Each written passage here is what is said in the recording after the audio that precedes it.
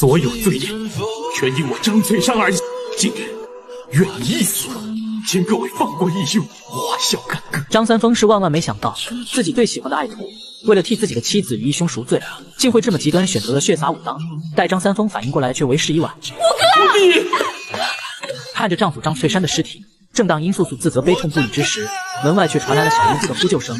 听到呼救声，但见张三丰一掌便轰向了挟持小无忌的陆丈客，而陆丈客还来不及反应，就被张三丰连番的掌力逼得无力招架，仅是过了2招就自知不敌逃离而去。而小无忌自然是看到父亲自刎，这才挣脱发出呼喊声。他见到母亲殷素素后，连忙询问为何这些武林人士要逼死父亲张翠山。殷素素则满眼恨意地看着在场之人，告诉小无忌，让他牢牢地记住在场所有人，让他长大为父亲报仇。而小无忌此时却不想报仇，他只想父亲能活过来。我不要报什么仇，我只要爹活。但人死不能复生，殷素素深知如果今天不将谢逊的下落告诉众人，在场的这些豺狼虎豹是不会善罢甘休。于是他便心生一计，他先是将少林的空文大师叫到身旁，表示只将谢逊的下落告诉他一个人。随后只见殷素素在他耳边窃窃私语起来。空文大师本以为得偿所愿，却听不清殷素素所言。该说的我都说了，你们到了那儿，就自然会找到金毛狮王谢逊。哎，他都说什么了？就在众人为谢逊的下落争执的时候，殷素素却是俯下身子对小无忌说，让他不要担心，他是在骗那个大和尚。然而就在殷素素将真相告诉给小无忌后，竟突然抽出短刀刺向了自己。小无忌一天之内同时痛失双亲，让他气愤不已，当即发下誓言，长大以后要杀了这群逼死他父母的人报仇。我不哭，绝不会哭给你们这些恶人看。然而就当小无忌话音才落，突然感觉一阵眩晕晕了。张三丰连忙将张无忌抱入房间，掀开衣服，这才发现小无忌身上赫然有一个黑色的8掌印。玄冥神掌，玄冥神掌，极阴极寒极毒，师傅能不能救无忌？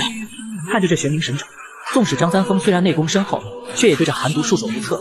要想彻底治疗，只有一个办法。为了留下爱徒张翠山的唯一血脉，于是张三丰拉下老脸，带着小无忌来到了少林寺，恳求少林派救治张无忌。不料少林却因张三丰当年逃出少林为由，直接拒绝了张三丰。空文大师不肯见我了，生死由命，富贵在天。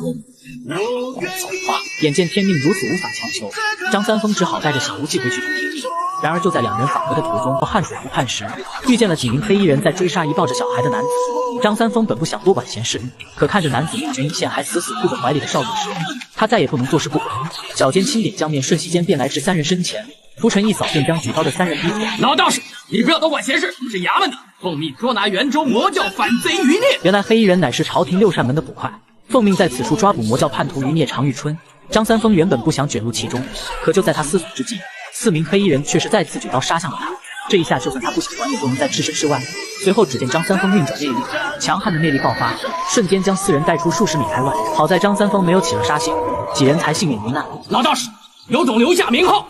当张三丰4人本想撂下狠话日后寻仇，可一听是一代宗师张三丰，瞬间吓得落荒而逃。常遇春保护的少主殒命，伤心之余也不忘感激张三丰。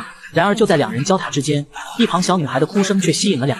在得知小女孩父亲被4名黑衣人所害后，张三丰暂时便将她带在身边。叫什么名字？我姓张，名叫周芷若。看着张无忌在床上露出痛苦表情，这时常遇春走上前来为无忌把起脉搏，这才知道张无忌中毒太深，命不久矣。随即便想起他们明教有一位神医，或许可以救张无忌一命。说的是蝴蝶谷的神医，而他们口中神医正是蝶谷医仙胡青牛。张三丰斟酌再三，决定死马当活马医，把张无忌托付给常遇春，带去蝴蝶谷给胡青牛医治。临别前，周芷若将自己的手帕送给了张无忌，而他自己则准备跟张三丰前去峨眉派。几天之后，常遇春带着张无忌来到了蝴蝶谷，可胡青牛治病却有一个规矩，那便是非明教之人不救。无论常遇春怎么苦苦哀求，都不肯出手救治张无忌。虽说无忌兄弟是武当张武侠的后代，可他的母亲殷素素是白眉鹰王殷教主的女儿。在得知张无忌是殷天正的外孙，也算是半个明教中人，胡青牛便答应了医治张无忌。可他也有自己的要求，那就是救好张无忌之后，他需投身天鹰教，从此就不能以武当弟子自居。可胡青牛话还没说完，张无忌就出言表明了自己的决心。我爹是武当弟子，我也是武当弟子，我张无忌宁愿毒发身亡，也不背宗望祖。眼见张无忌转身就要走，常遇春很是着急，他连忙拉住张无忌，表示愿意一命换一命，让胡青牛出手救治张无忌。可张无忌又怎么可能接受？无奈之下，常遇春直接点住了张无忌的穴道，将人交给了胡青牛，头也不回的走。不要碰我！玄冥神掌，庞龙为师一脚居然没死，一定是张三丰以身后的功力为他续命。